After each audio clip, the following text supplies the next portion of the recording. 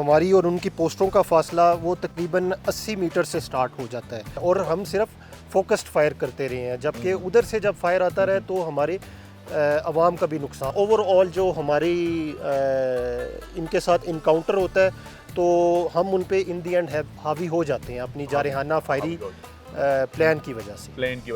जी, इस वक्त लीपा की जैसे कि मैं बात कर रहा था, लीपा में हैं और लीपा सेक्टर में सबसे ये हार्ड सेक्टर है, यानी दुश्वार गुजार तरीन है जिस जगह पर मैं मौजूद हूँ। मेरे साथ लेफ्टिनेंट कर्नल राउफ साहब हैं, वो इस सेक्टर के बारे में ब्रीफ करेंगे। जी कर्नल साहब बताइएगा। आज़ाद जम्मू एंड कश्मीर में लाइन ऑफ कंट्रोल के ऊपर एक पुरखतर इलाके में तैनात है। जी। ये इलाका जो हमारे सामने दुश्मन का इलाका है वो नौगाम कहलाता है। इस इलाके की ना सिर्फ दिफाई अहमियत है बल्कि ये जुग्राफियाई एतबार से भी अहमियत का हामिल है। इसी वजह से माजी में दुश्मन ने अपने नापाक अज़ाइम हासिल करने के लिए कई मरतबा यहाँ पे हमला किया है, लेकिन अल्हम्दुलिल्लाह हमारी सिपाह ने तमाम मौक़े के ऊपर अपनी जारहाना दिफाई हिकमत अमली की वजह से और मौसर जवाबी कार्रवाई की वजह से हमेशा दुश्मन के हमलों को नाकाम बनाया। और यहाँ पे जैसा कि आप जानते हैं कि दोनों अफवाज की जो पोस्टें हैं लाइन ऑफ कंट्रोल के ऊपर वो इंतहाई करीब मोर्चा बंदी में है और तीनों अतराफ में जी इंतहाई करीब है और मोर्चा बंदी में है। इसी वजह से ना यहाँ पे ऑफिसर्स और जवानों को हमा वक्त मुस्तैदी और अलर्टनेस का मुजाहरा करना पड़ता है और अल्हम्दुलिल्लाह हमारे जवान और ऑफिसर्स इसका भरपूर बेहतर तरीके से मुजाहरा कर रहे हैं। बीच के बारे में बता रहे थे कि बिल्कुल इंडियन पोस्ट करीब तरीन है। जी बिल्कुल, हमारा यहाँ से जो हमारी और उनकी पोस्टों का फासला वो तकरीबन 80 मीटर से स्टार्ट हो जाता है। अच्छा। जो नज़दीक तरीन पोस्ट हैं वो 70 मीटर 80 मीटर पे हैं और फिर आगे इस तरह बढ़ती रहती हैं। तो यहाँ पे हमारा जो सबसे बड़ा चैलेंज है जब सीज़ फायर वायलेशन होती हैं और दुश्मन जब फायर खोलता है तो वो बिला झिझक फायर खोलते हैं। यहाँ पीछे हमारे निहत्ते अवाम भी मौजूद हैं तो वो उनका ख्याल किए बगैर कोलैटरल डैमेज का ख्याल किए बगैर फायर करते हैं, जबकि हमें जब जवाबी कार्रवाई करनी होती है तो ये हमारे लिए सबसे बड़ा चैलेंज है क्योंकि पार भी हमारे कश्मीरी भाई हैं तो हमें सिर्फ पोस्टों के ऊपर कारगर फायर गिराना पड़ता है। अच्छा, तो ये सबसे बड़ा चैलेंज है, स्पेशली जब फायर का एक्सचेंज होता है। क्योंकि बिल्कुल LOC के उस क्रॉस में मुसलमानों की आबादी और यहाँ भी मुस्लिम्स की आबादी और ज़ाहिर है आपको एग्जैक्ट निशाना लेना पड़ता है उनकी पिकेट्स का। और कितनी दफ़ा उनकी पिकेट्स तबाह हो चुकी हैं, रिकॉर्ड क्या शो कर रहे हैं क्योंकि ये हार्ड तरीन सेक्टर है ये। जी अभी तो सीज़ फायर अंडरस्टैंडिंग है लेकिन इससे पहले आप माजी में जब फायर खुला है तो अल्हम्दुलिल्लाह कई मौक़े के ऊपर उनकी पोस्टों का नुकसान किया गया और तबाह किया गया और हम सिर्फ फोकस्ड फायर करते रहे हैं, जबकि उधर से जब फायर आता रहे तो हमारे अवाम का भी नुकसान हुआ है। अच्छा, वो अभी थोड़ा सा देखा गया कि उनकी पिकेट्स हाइट्स पर हैं जी और हमारी थोड़ी सी लो एंगल पर करके है, तो उसमें क्या आप समझते हैं कि जवानों को हर वक्त किस तरीके से चाक को चौबंद रहना पड़ता है ताकि दुश्मन की मकारी से बचा जाए? किसी हद तक आप बात ठीक कर रहे हैं। जो हमारे सेक्टर में ज़्यादातर जो दुश्मन की पोस्टें हैं वो ऊंची हैं और जो टेरेन का लेआउट है हमारी पोस्टें थोड़ी सी हाइट में नीचे हैं, लेकिन वाइस वर्सा ये फिर हम उनको काउंटर कर लेते हैं और बैलेंस कर लेते हैं। जिधर हमारी पोस्टें ऊपर हैं तो जारहाना फायर बंदी और जारहाना फायरिंग प्लान से हम इस चीज़ को बैलेंस आउट कर लेते हैं।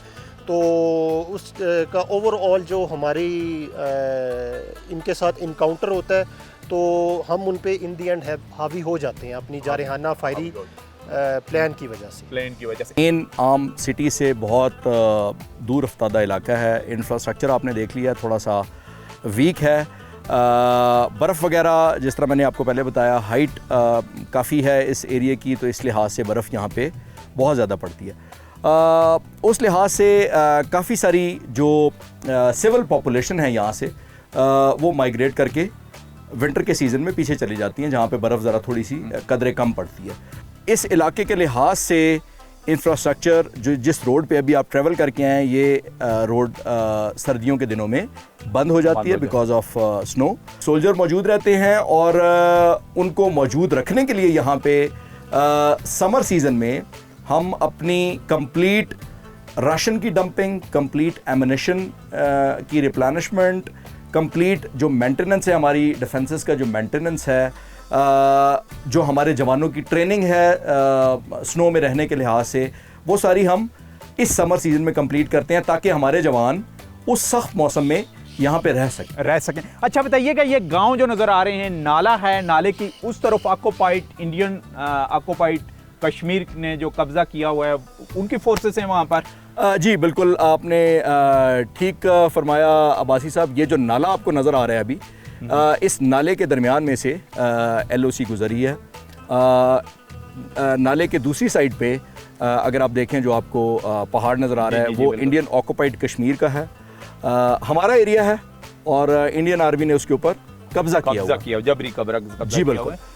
जो आबादी आपको नाले से दूसरी तरफ नज़र आ रही है, आज़ाद कश्मीर की आबादी है, दूसरी तरफ भी मुसलमान हैं, इस तरफ दोनों मुसलमान। अच्छा, गांव उस तरफ कौन सा है? इंडिया का कौन सा जिला पड़ रहा है वहाँ?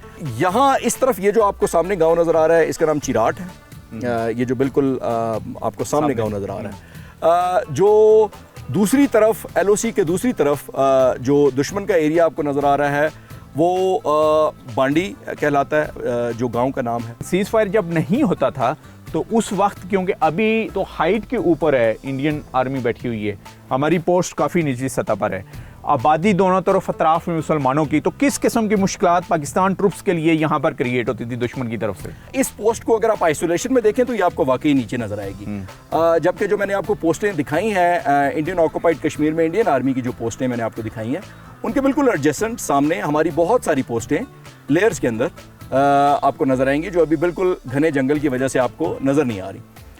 तो जहाँ तक बात है इस पोस्ट की, जिस तरह मैंने आपको पहले बताया, समर के सीज़न में हम कंप्लीट रिप्लेनिशमेंट अपनी राशन की, एमिनेशन की, वो कर देते हैं, ताकि विंटर के सीज़न में जब सारे ट्रैक्स वगैरह बंद हो जाते हैं, मूवमेंट बिल्कुल बंद हो जाती है, तो हमें किसी किस्म की किसी मुश्किल का सामना। अच्छा, इस साइड पर ये नहीं, जो पाकिस्तानी इलाके हैं, इस साइड पर भी हमारी पोस्ट है, वहाँ पर जंगल में जी मौजूद हैं। जी बिल्कुल। और पैदल रास्ते हैं, जाहिर है। जी बिल्कुल, पैदल रास्ते हैं। और इंतहाई टफ लाइफ, यानी फौज जी की लाइफ एक जो है कि आप देख लें कि इतने सर्द मौसम में, सर्द ना भी हो तो गर्म मौसम में, आपने इन जंगलात में से गुजरते हुए, ये जो चट्टानें हैं, इनको तर करते हुए आप ऊपर अपनी पोस्ट तक पहुंचते हैं। अच्छा, आपस में क्या कम्युनिकेशंस क्या होती है? कि पोस्टें बहुत करीब करीब ही होती हैं, अभी सीज फायर भी है, तो जवानों के दरमियान में कोई गुफ्तगू भी होती है? हाँ जी बिल्कुल, गुफ्तगू होती है। हमारा प्रॉपर कम्युनिकेशन सिस्टम है, और बहुत सारी लेयर्स का कम्युनिकेशन सिस्टम है, सिर्फ एक कम्युनिकेशन सिस्टम नहीं है। तो उसके ऊपर हमारी ऑफ एंड ऑन बहुत सिक्योर है वो। ऑफ एंड ऑन हमारी बहुत जो सारा दिन का जो नॉर्मल मामला एक पोस्ट के दूसरी पोस्ट से जिस भी ऑपरेशनल मामलात या एडमिनिस्ट्रेटिव मामलात, वो सारा दिन उसी कम्युनिकेशन के थ्रू डिस्कस होते रहते हैं।